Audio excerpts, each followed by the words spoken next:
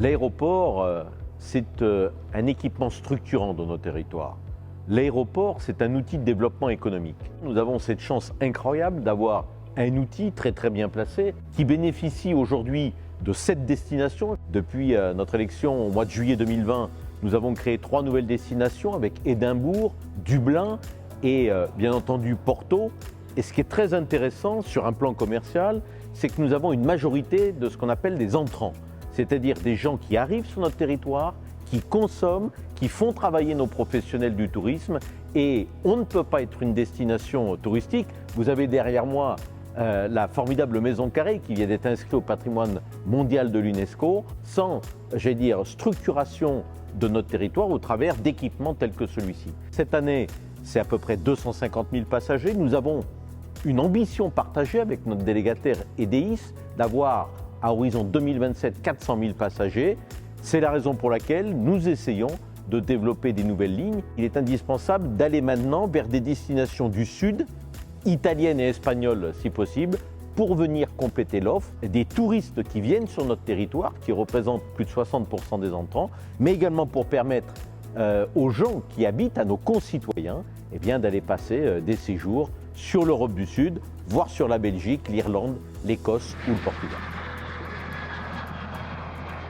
L'aéroport, c'est un équipement structurant de notre territoire. Il y a bien évidemment la partie industrielle avec la filière de la sécurité civile. Vous connaissez l'ambition que je porte avec les élus qui m'entourent pour faire de cette plateforme un véritable hub européen de la sécurité civile.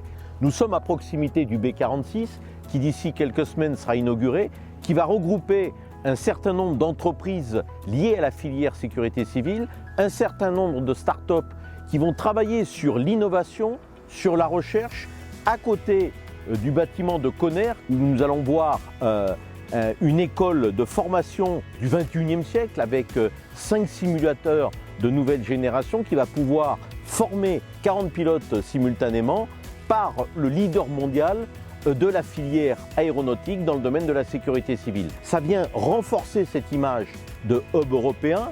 On a l'Institut d'Alzon, AFDEF, Mermoz. Nous portons avec l'État français, avec l'Europe, l'ambition de rapatrier sur cette plateforme aéroportuaire l'ensemble de la filière industrielle. J'aimerais que les bombardiers de nouvelle génération soient assemblés, conçus, fabriqués sur cette plateforme. Nous avons le foncier, nous avons le savoir-faire, nous avons l'ensemble des partenaires pour faire que ce projet, qui serait un formidable projet avec un potentiel de 3 000 à 4 000 emplois, connaisse une issue positive sur ce territoire. Mais déjà, soyons fiers de ces entreprises, de cette filière, de ce hub européen qui existe et qui vient faire de cet aéroport une infrastructure incontournable du sud de la France et plus globalement du sud de l'arc méditerranéen.